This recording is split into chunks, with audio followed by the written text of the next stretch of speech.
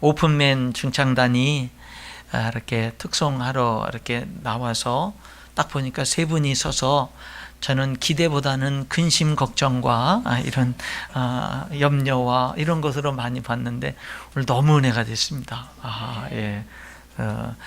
제가 오늘 오픈맨 중창단 찬양하는 모습을 보면서 기도원의 300용사가 생각이 났습니다. 네, 아무처럼 오늘 참 은혜가 되고 감사합니다. 오늘 저희 교회 이렇게 또 예배 드리면서 오늘은 저희가 초청주일로 예배 드리는데 이렇게 초대 받으시고 함께 오신 분들 감사드리고요. 여러분의 삶에 정말 하나님의 은혜가 충만할 수 있기를 축복합니다. 오늘 오셨지만 하나님의 사랑에 여러분들이 붙들림 바 됐으면 좋겠습니다. 하나님을 알고 하나님이 여러분을 얼마나 사랑하는지를 알고 사는 그런 기회가 오늘 이 시간 됐으면 좋겠습니다. 저는요, 많은 분들이 알겠지만 대부도라고 하는 섬에서 태어났습니다. 제가 태어나서 중학교 2학년이 될 때까지 전기가 안 들어왔습니다. 그 섬에는. 그래서 지금은 시야 방조제가 있어서 사람들이 주말이면은 그냥 차가 밀릴 정도로 많이 다니지만 옛날에는 등잔불에서 생활을 했거든요. 초등학교 때 교회에 제가 사는 동네에 교회가 딱 하나가 있었는데 초등학교 때 이제 성경학교를 다니면서 교회를 다녔었습니다. 그 다음에 교회를 성경학교 끝나면 또 못 다니고 안 다니고 이렇게 하다 보니까 이제 고등학교 때 2학년 때 전도받고 그때부터 예수님을 믿게 됐는데, 그런데 초등학교 때 이제 교회를 성경학교를 다니면서 하나님이 계시는구나 라는 것들은 제 마음속에 이렇게 믿게 된 것 같아요. 그러나 여러 가지 상황, 인천으로 이사 오고 여러 가지 이런 상황 속에서 이제 고등학교 2학년 때 전도를 받아서 이제 교회에 처음 나가게 됐고요. 그리고 나서 그다음부터 지금 이 자리에 이렇게 설교하는 이 시간 서기까지 계속 신앙생활을 계속 해왔습니다. 고등학교 2학년 때부터. 그러니까 고등학교 2학년 때부터 쭉 계속 신앙생활을 해온 걸로 보면 한 40여 년 가까이 이렇게 해온 거고요. 초등학교 때부터 이렇게 하나님을 믿은 걸로 계산하면 50년이 훨씬 넘습니다. 40년이 훨씬 넘습니다. 근데 이렇게 하나님을 섬기면서 제가 이렇게 살아왔는데요.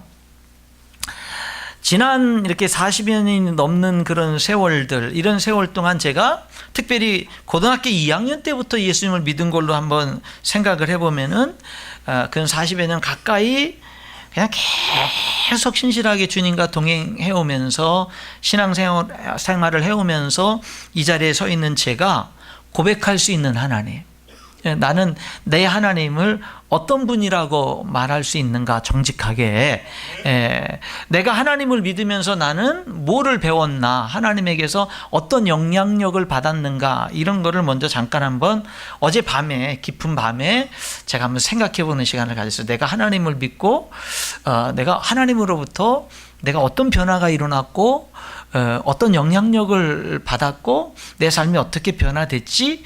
라는 것들을 어제 한번 생각을 해봤거든요. 가장 먼저는 사랑입니다. 저는 성경 시간이 갈수록 성경 말씀에 하나님은 사랑이시다 라는 그 말씀이 새로워요. 사랑하는 자는 하나님을 알고 사랑하지 않는 자는 하나님을 모른다 라는 말씀이 자꾸 더 새롭습니다. 그리고 하나님이 나를 먼저 사랑하셨다라는 그 말씀이 저에겐 새로워요. 그래서 내가 부족하지만 사랑하는 삶 안에 행복이 있다는 것을 저는 확실히 믿고요. 그리고 사랑하면서 살려고 노력을 합니다. 그리고 사랑하면서 살려고 노력할수록 행복한 것을 많이 체험합니다.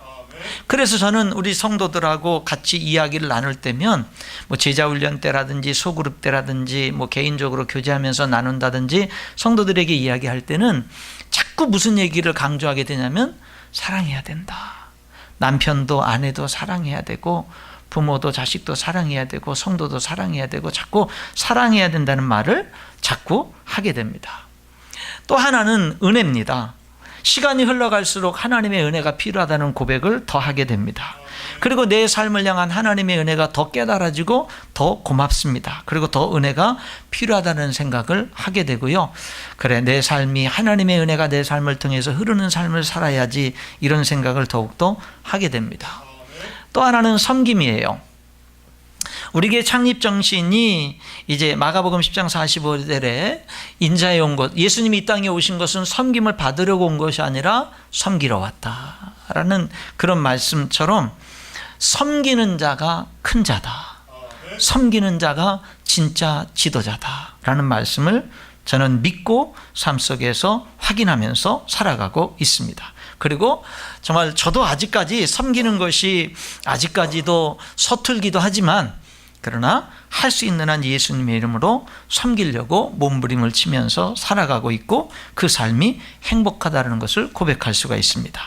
하나는 자유예요. 성경의 진리를 알지니 진리가 너희를 자유케 하리라.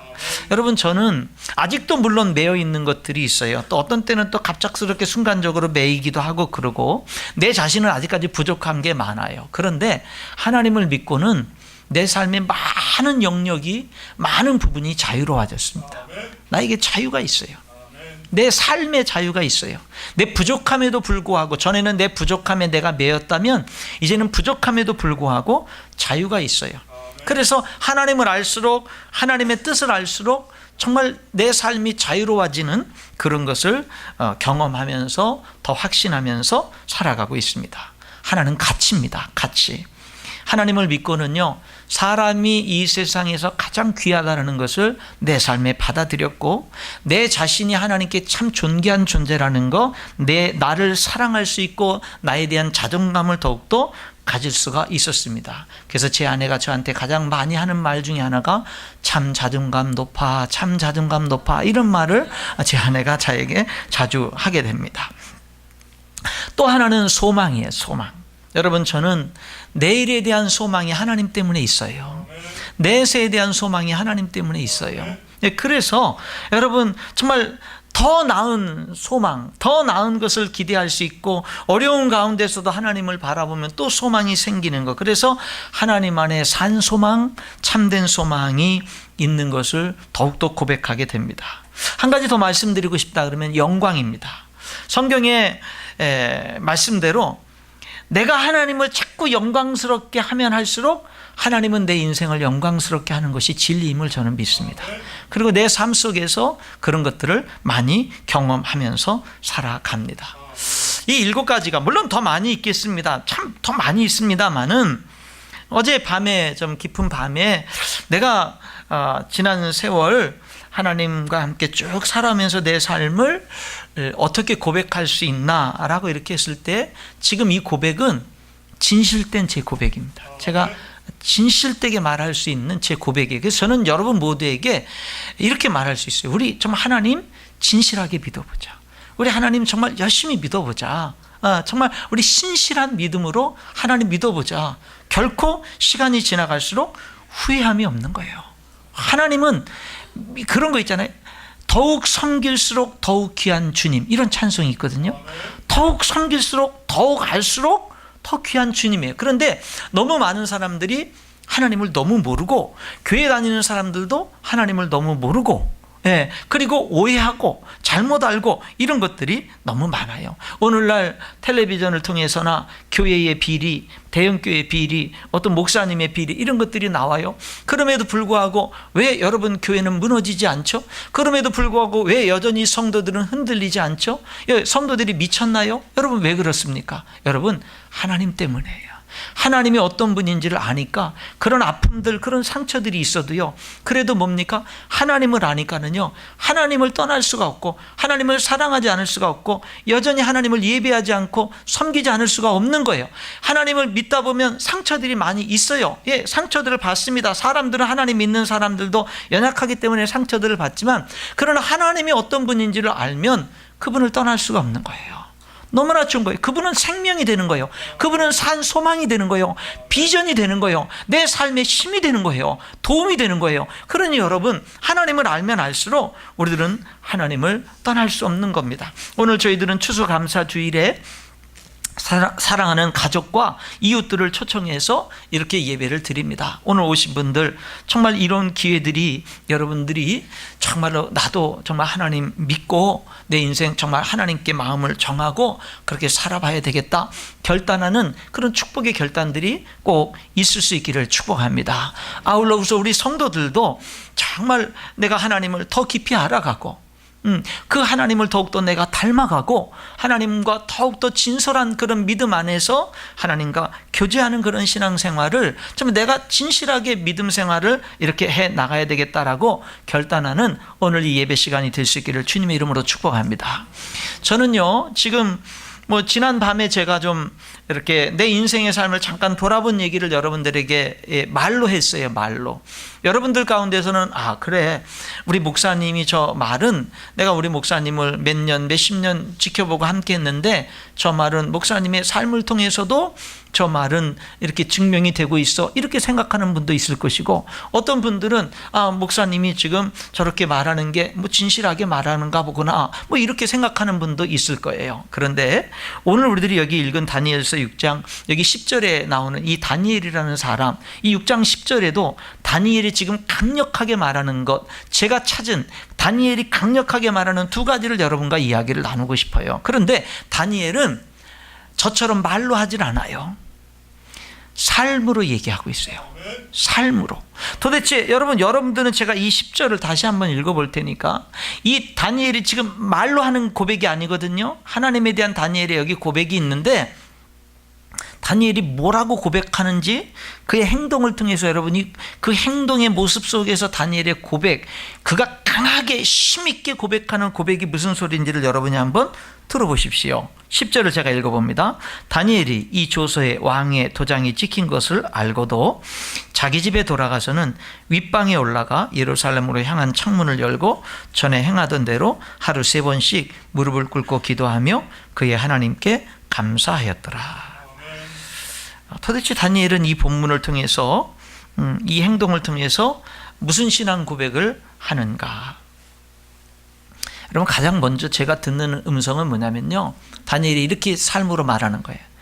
내가 믿는 하나님 나의 하나님은 세상에 나에게 있어서 가장 존귀한 분이다. 가장 존귀한 분이다. 이것을 굉장히 강력하게 말하고 있습니다. 이 세상의 그 어떤 것과도 비교할 수 없이 가장 존귀한 분이 나의 하나님이다라는 것을 그의 평생의 삶을 통해서 다니엘이 지금 말하고 있는 겁니다.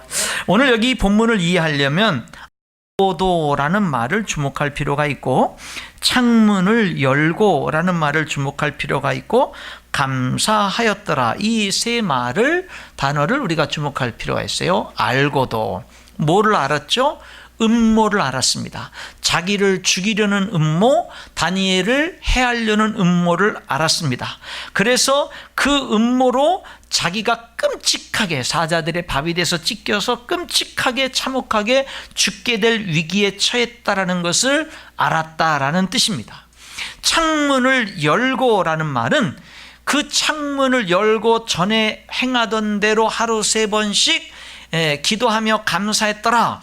창문을 열고 전에 행하던 하루 3번씩 하던 일을 변함없이 하게 되면 창문을 열고 그대로 하게 되면 그 원수들의 끔찍한 음모가 자기에게 이루어지게 되고 그 악랄하고 참혹한 죽음에 자기가 희생양이 될 거라는 것을 아는 겁니다. 그런데도 창문을 연 겁니다. 그리고 전에 하던 대로라는 말은 다니엘은 거룩한 습관이 있었는데 하루 3번씩 자기의 고국 이스라엘을 향해서 창문을 열어놓고 하나님께 기도하는 감사 기도하는 것이 그의 하루에 3번의 습관이었는데 다시 말하면 전에 행하던 대로라는 말은 늘 날마다 하루 3번씩 잠시 삶을 멈추고 하나님과 교제하는 시간, 하나님께 기도하는 시간, 하나님께 감사하는 시간, 이런 시간을 늘 가지면서 늘 하나님과 늘 날마다 교제하면서 살았는데 그게 전에 하던 건데 지금은 음모 때문에 그 일을 하게 되면 죽게 되는데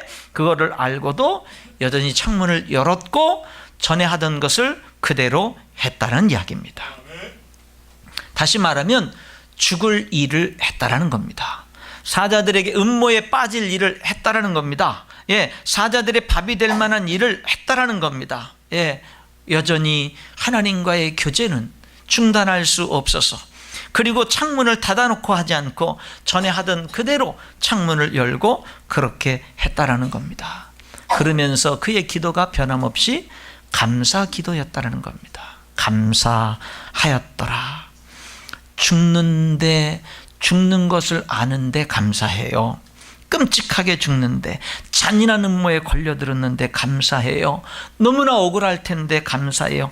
모든 것을 다 잃어버리게 되는데 감사해요. 총리의 자리도 잃어버리고, 그에 딸린 모든 부귀영화도 잃어버리고, 생명도 잃어버리고, 그동안 쌓은 모든 것들을 다 잃어버리는데 감사해요. 이 다니엘이라는 사람이 도대체 어떤 사람이길래 이러나? 그런데 제가 이 시간 여러분들과 함께 주목하고 싶은 것은, 도대체 다니엘이라는 사람이 평생 섬기신 그 하나님이 도대체 다니엘에게는 어떤 존재이길래 다니엘은 이렇게 행동하나? 도대체 다니엘과 하나님은 어떤 관계이길래 다니엘은 이런 선택을 하는가라는 것입니다. 다니엘서 1장부터 한번 살펴봤어요. 다니엘의 인생을 한번 쭉 1장, 2장, 3장, 4장, 5장 쭉 한번 살펴봤습니다. 다니엘서 1장 4절에 보면 다니엘은 소년의 때에, 청소년기 소년의 때에 바벨론으로 포로로 끌려갔습니다. 나라가, 부모님들의 세대가 잘못하고 하나님께 범죄하고 심판받고 아버지 엄마들의 세대가 잘못해서 자기가 포로로 끌려갔습니다. 바벨론으로 포로로 끌려갔어요. 그러면은 얼마든지 원망하고 불평할 수가 있는데, 그런데 다니엘은 바벨론에 끌려가서 바벨론에서 생활하는 그 시초에 결심을 하나 합니다. 어떤 마음의 뜻을 정하고, 그리고 그대로 도전을 하고 실천하는데, 어떤 뜻을 정했느냐면 하나님 앞에서 내 신앙과 삶을 더럽히지 않겠다, 이런 뜻을 다니엘이 정합니다. 여러분, 다니엘 이 소년의 때에 그가 잡혀갔는데요, 그러면 얼마든지 부모님들, 어른들의 세대를 원망하고 불평하고 하나님을 원망하고 할 수가 있었거든요. 그런데 다니엘은 그렇게 하지 않고 하나님을 믿어요. 살아계신 하나님을 믿고 그 하나님 앞에서 내가 내 신앙을, 내 삶을 더럽히지 않겠다라는 결단을 하는 겁니다. 그리고 도전을 하는 거죠. 왕이 내려주는 풍성한 고기를 비롯한 진수성찬의 음식을 먹으려면 우상 제사에 동참해야 되니까 이제는 그것을 하지 않기 위해서 채식을 요구합니다. 그러니까 담당한 사람이 그럴 수 없다, 너희들의 얼굴이 초췌해 보이면 내가 벌을 받는다. 그러니까 그럼에도 불구하고 다니엘은 도전을 멈추지 않습니다. 그러면은 열흘간만이라도 테스트해 봐서, 만약에 열흘간 테스트한 결과가 만약에 그렇게 안 좋으면 그대로 따르겠습니다 라고 해요. 여러분, 열흘간 테스트한 이후에 보니까 다른 경쟁자들, 다른 소년들보다 얼굴이 더 윤택한 거예요. 조금도 부족하지 않은 거예요. 그리고 하나님은 그 위에 다른 사람들보다 이 다니엘과 함께한 이 세 친구들에게 뭐예요? 지혜를 더 주시고 지식을 더 주시고, 많은 하나님이 은혜와 축복을 더 주십니다. 다니엘은요, 이렇게 처음부터 하나님 앞에 순수한 믿음을 위해서 뜻을 정하고 도전하는 삶을 살면서 기도를 중요시 여깁니다. 기도. 여러분, 다니엘은 오늘 여기 6장 10절도요, 전에 행하던 대로 하루 3번씩 창문 열고 기도했다라는 거예요. 감사 기도. 이거는요, 규칙적인 기도입니다. 하루 3번씩 시간을 정해놓고 계속 기도를 하는 거예요. 그것뿐만 아니라 인생의 삶에 위기가 올 때 기도를 합니다. 그리고 친구들에게, 믿음의 친구들에게, 야, 이거 중요한 문제니까 내가 기도할 때 너희들도 같이 기도해줘, 기도 부탁을 합니다. 여러분, 다니엘의 삶에는요, 늘 뭐가 있었느냐면 기도가 있었어요. 늘 기도가 깨어 있었고 살아 있었습니다. 기도를 통해서 위기를 오히려 축복으로 바꾸는 그런 삶을 살아가게 됩니다. 하나님은 이 다니엘에게 특별히 은사를 주셨는데, 꿈을 깨닫는, 꿈을 잘 해석하는 은사를 주셨습니다. 그 은사는 하나님과의 가까운 동행하는 그 삶 속에서 더욱더 빛을 발하게 되죠. 그것을 통해서 누구도 해석하지 못하는 왕의 꿈을 맞추고 그 꿈을 해석함을 통해서 다니엘은 높은 자리에 올라가게 되고, 함께하는 믿음의 세 친구들도 높은 자리에 함께 올리게 됩니다. 높은 자리에 올라가서도 다니엘은 변함없이 하나님과 동행했고 신실하게 하나님을 섬겼습니다. 그래서 왕은 다니엘을 이렇게 불러요. 그의 안에는 거룩한 신들의 영이 있는 자다. 이렇게 다니엘을 부릅니다. 그리고 다른 많은 사람들도 그렇게 부릅니다. 여러분, 이 다니엘은 느부갓네살, 바벨론의 느부갓네살 왕, 간 4살의 왕이 됐다는 뜻이 아니에요. 이 이름이 느부갓네살 왕인데, 이 느부갓네살 왕의 시절에 이 다니엘이 뭐가 되냐면 왕 다음가는 벼슬을 합니다. 근데 왕이 바뀌어서 벨사살이라는 왕의 때에도 여전히 다니엘은 왕 다음가는 높은 위치에 있게 됩니다. 바벨론이 망하고 메데 파사, 페르시아 나라가 지배하게 되면서 다리오 왕이 등극을 했을 때에도 다니엘은 여전히 뭐예요? 왕 다음에 높은 자리에 서게 되는 거예요.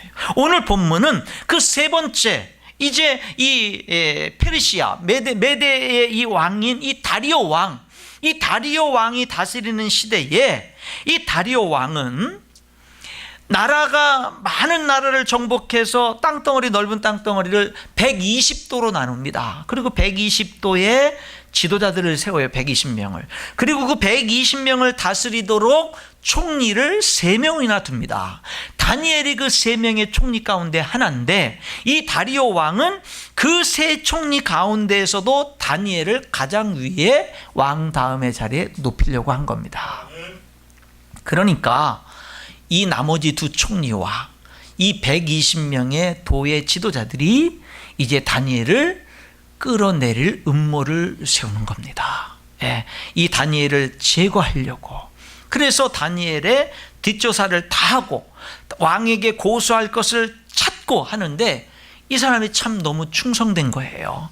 도대체 고소할 거리가 없는 거예요. 그러니까 이 사람들은 나중에 다니엘을 제거하기 위해서 다니엘이 신실하게 섬기는 하나님에 대한 신앙을 이용하자. 제거할 방법이 없으니까 그의 신앙을 이용하는 겁니다. 그래서 다니엘을 살펴본 결과 그는 날마다 하루 3번씩 예루살렘을 향해서 창문을 열어놓고 기도를 하는 거예요.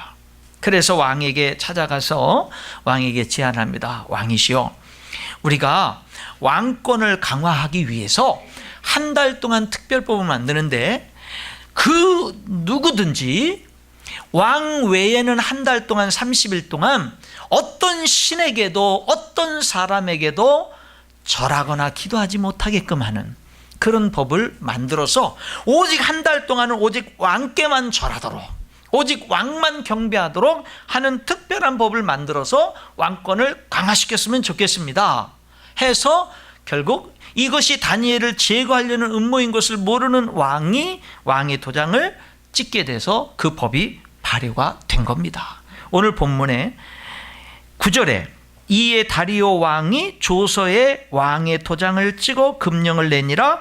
다니엘이 이 조서에 왕의 도장이 찍힌 것을 알고도, 이 알고도라는 말이 바로 그거지요. 그런데 자기 집에 돌아가서는 윗방에 올라가 예루살렘으로 향한 창문을 엽니다. 저 같으면 닫고 기도했을 텐데 열어요. 그리고 전에 하던 대로 하루 3번씩 무릎을 꿇고 기도하며 그의 하나님께 감사하였더라. 똑같이 합니다. 똑같이. 여러분, 지금 다니엘이 다 알아요. 음모도 알고, 자기를 제거하려고 하는 것도 알고, 이제 자기가 기도하면 왕의 그 어인은 한번 도장을 찍은 것은 도대체 누구도 바꿀 수 없고 왕도 바꿀 수 없다라는 그 강력한 법칙이라는 것도 알아요. 다 압니다. 자기는 사자굴 속에 던져져서 죽을 수밖에 없다는 걸 알아요. 아는데 편법을 쓰질 않아요. 집에 돌아가서 30일 동안만 기도 안 하지, 30일 동안만 참지, 아니면 기도하는데 창문 열지 말고, 여지까지는 창문 열고 기도했지만 창문 닫아놓고 소리내지 않고 기도하지. 여러분, 방법들은 얼마든지 있었습니다. 그런데요, 원수들이 내 뒤를 다 캐면서 나의 모든 습관을 다 알았잖아요. 내가 날마다 하루 3번씩 창문 열어놓고 하나님께 기도한다는 걸 알잖아요. 그런데 그 조소가 무서워서 창문을 닫아놓고 한 달 동안 멈춘다면 내 생명은 유지될지 모르지만 내가 믿는 하나님은 뭐가 되는 겁니까? 원수들 앞에서. 네가 믿는 하나님도 우리가 섬기는 우상과 다를 바가 뭐가 있냐? 똑같지 않냐? 그러니까 다니엘은요, 자기의 총리직을 잃어도 하나님의 이름이 높임을 받는 게 더 귀했고, 자기가 죽더라도 생명을 잃더라도 내가 믿는 하나님은 달라. 내가 믿는 하나님은 너희들이 섬기는 우상과 달라. 내가 믿는 하나님은 내가 변함없이 어제와 그제와 이 왕의 조서가 발휘되기 전이나 후나 다를 바 없이 나는 내가 사자굴 속에 던져질 것을 알아도 나는 변함없이 내 하나님을 향해서 지금까지 해오던 그 교제를, 그 기도를, 그 감사를 나는 계속할 거야. 이것이 마지막이 된다 하더라도. 이게 지금 삶으로 강력하게 말하고 있는 다니엘의 메시지인 겁니다. 다니엘은 이렇게 말하는 거죠. 내 하나님은 이런 분이야. 내 하나님은 이런 분이야. 소년 시절부터 새 왕이 바뀌는 동안 하나님을 믿고 섬기면서 살아오면서 알게 된 하나님, 동행하면서 섬기면서 살아온 그 하나님, 그 삶의 인생의 모든 삶을 통해서 알게 된 하나님은 너무나 존귀한 분이었어요.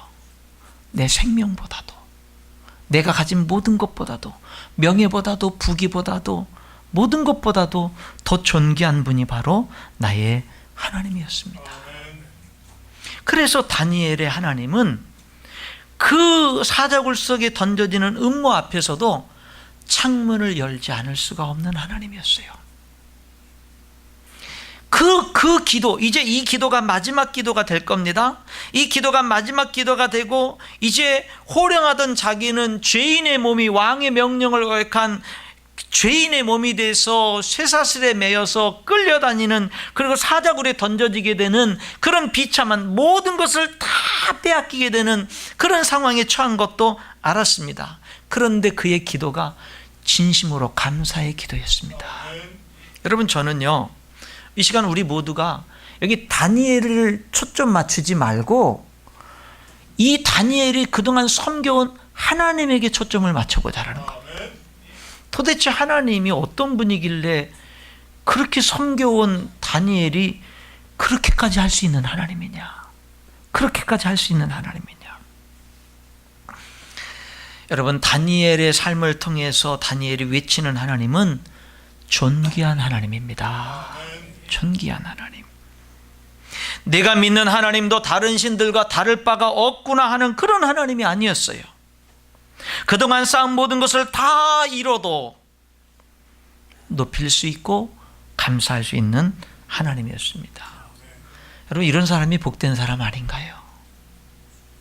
이런 믿음을 가진 것이. 여러분, 왜 오늘 우리가 전도 초청을 하고 왜 우리가 하나님을 알자, 심써 하나님을 알자, 우리가 하나님을 닮아가자, 우리가 이 세상에 많은 어떤 부조리나 허물이나 죄악이나 많은 것들을 보는데도 불구하고 우리는 왜 여전히 하나님을 섬기지요? 우리는 왜 여전히 하나님을 따르지요? 왜 우리는 여전히 하나님을 사랑하지요? 여러분, 하나님을 아는 사람들은 그럴 수밖에 없는 거예요. 그럴 수밖에 없는 거예요. 억울한 음모, 분노할 수 있는 상황 앞에서도 모든 것을 다 하나님께 맡길 수 있고 다 내려놓을 수 있고 그리고 감사할 수 있는 하나님. 그 어느 것보다 그 하나님의 영광이 중요한 그 하나님이 다니엘의 하나님이었습니다. 여러분, 다니엘만 그런 게 아니에요. 성경에 보니까 아브라함은요, 평생 하나님과 쭉 동행하다가 창세기 22장에 딱 도착해서 인생의 마지막 시점에서, 인생의 마지막 부분에 있어서 아브라함에게 하나님이요, 너가 100살에 낳은 하나밖에 없는 너의 인생의 전부와 같은 내 아들 이삭을 모리아 산으로 가서 내가 지금 살고 있는 집에서 3일 길이나 되는 그 지역으로 가서 거기서 산꼭대기에서 그를 죽이고 각을 뜨고 불에 태워서 짐승을 제사로 드리듯이 네 아들을 제사로 드려라. 하나님이 그렇게 말하니까 아브라함은요, 아내하고도 의논하지 않고 그 아들을 데리고 그 모리아산까지 가서 그를 결박하고 칼로 내려치려고 합니다. 도대체 이 아브라함이 만난 하나님은 어떤 하나님이길래 그렇지요?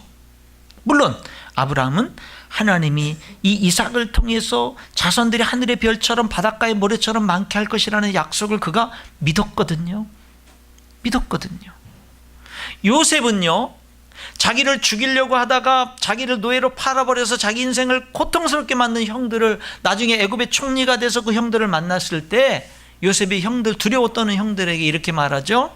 형들 두려워하지 마세요. 나를 애굽으로 먼저 보내신 분은 형들이 아니라 하나님입니다. 이 고난의 때에 하나님이 구원해 주시려고 나를 먼저 보냈고, 그러니까 나를 형들이 팔았다고 형들 두려워하지 마시고 내가 형들과 형들의 가족을 내가 섬기겠습니다. 도대체 요셉이 만난 하나님, 요셉의 고난 속에서 그와 함께 하시고 그를 고난을 극복하기 위해서 애굽의 총리까지 되도록 인도하신 하나님이 어떤 분이길래 요셉은 그렇게 형들을 용서하고 형들에게 쓴뿌리가 있지 않고 형들을 그렇게 돌봐주겠다라고 말하는 거죠. 룻기서의 룻은요, 정말 남편 죽고 다 죽고 시어머니 하나 남았을 때 그 시어머니를 따라서 자기의 모압 땅을 떠나서 이스라엘 낯선 곳으로 가서 벼이삭을 주시면서 시어머니를 복량하고 내 친정으로 돌아가서 좋은 사람 만나서 살라고 말하는 시어머니의 말에도 불구하고 나로 하여금 어머니를 떠나라고 말하지 말고 하나님을 떠나라고 말하지 마세요 하면서 그렇게 고생길을 자처하면서 그가 나가서 나중에는 다윗 왕의 조상이 되고 예수 그리스도의 족보에 들어가는 여인이 되죠. 도대체 이 룻이 만난 하나님이 어떤 분이길래, 다윗의 하나님은 도대체 어떤 하나님이길래 자기를 그렇게 죽이려고 쫓아다니는 사울 왕을 죽일 수 있는 절호의 100% 완전한 두 번의 기회가 주어져도 그를 죽이지 않고 하나님께 맡길 수가 있었지요. 여러분, 신약 성경에도 보면 가장 위대한 하나님의 사람 사도 바울이 빌립보에서 전도를 하다가 붙잡혀가지고 죽도록 맞고 피투성이가 돼서 빌립보 지하 감옥에 착고에 채워 있을 때 그 지하 감옥에서요 찬송을 합니다. 그래서 감옥에 있는 다른 모든 죄수들이 그 찬송 소리를 듣습니다. 그러다가 기적이 일어났죠. 그래서 빌립보 교회가 또한 세워지는데 큰 역할을 하잖아요. 여러분, 성경에 보면은요, 하나님을 믿은 사람들은 하나님 자체로 인해서 감사합니다. 하나님 자체로 인해서 인생에요 행복을 느끼는 거예요. 오늘 우리가 하나님을 알아야 됩니다. 하나님을 알기에 힘써야 돼요. 찬송가 중에 더욱 섬길수록 더욱 귀한 주님이라는 찬송이 있는 것처럼 하나님은요, 알면 알수록 저도 그렇게 동의하면서 고백할 수가 있어요. 제가 7가지 지난 밤에 제가 이렇게 내 인생 살아온, 하나님과 동행하며 살아온 나의 신앙을 고백을 했는데, 그런 모든 고백을 보면 하나님은요, 믿을수록 알수록 다가갈수록 내 인생을 풍성하게 해주시는 분이에요. 내 인생을 풍성하게 해주셔요. 여러분, 하나님을 알아가시기를 축원합니다. 닮아가세요. 하나님 닮아가세요. 하나님을 알아가고 닮아가는 그 삶 속에 성공이 있는 거예요. 거기에 행복이 있는 거예요. 거기에 가치가 있는 거예요. 거기에 진짜 소망이 있는 거예요. 거기에 영광이 있는 거예요. 여러분, 여기 이 다니엘은 지금 삶을 통해서 외칩니다. 여러분, 내가 믿는 하나님, 내가 따르는 하나님, 내가 섬기는 하나님은요, 이 세상 그 무엇과도 바꿀 수 없는 가장 존귀한 분입니다. 여러분, 내가 믿는 하나님은요, 내 생명을 지금 내가 내려놔야 되는 그런 지경에 있어도 내 모든 부귀영화, 내가 그동안 쌓은 것, 내가 그동안 이룬 것, 내가 그동안 가진 모든 것, 이러는 모든 것들을 다 내려놔야 되느냐 마느냐는 그런 순간에 있어서도 그분께 영광을 돌리고 그분을 존귀 여길 수만 있다면 다 내려놓을 수 있는 그런 하나님입니다 라고 지금 말하고 있는 거예요. 또 하나 다니엘이 지금 외치고 있는 또 하나는 뭐냐면 하나님 자체만으로 감사할 수 있는 하나님이에요. 나에게 하나님이 뭐를 주지 않아도, 나에게 어떤 성공을 주지 않아도, 내 소원이 아직 이루어지지 않아도 모든 그런 것들이, 지금 이 다니엘의 상황은 뭐냐면 이전까지는 하나님이 계속 복을 주셨어요. 이전까지는 계속 왕은 바뀌어도 총리는 안 바뀌네요. 하나님이 얼마나 이 다니엘을 축복해 주셨는지 지금까지는 한없는 축복을 받았어요. 근데 지금 이 6장 10절에서 지금은 뭐냐면 그동안에 하나님이 주신 모든 축복을 다 하나님이 걷어가시는 시점이에요.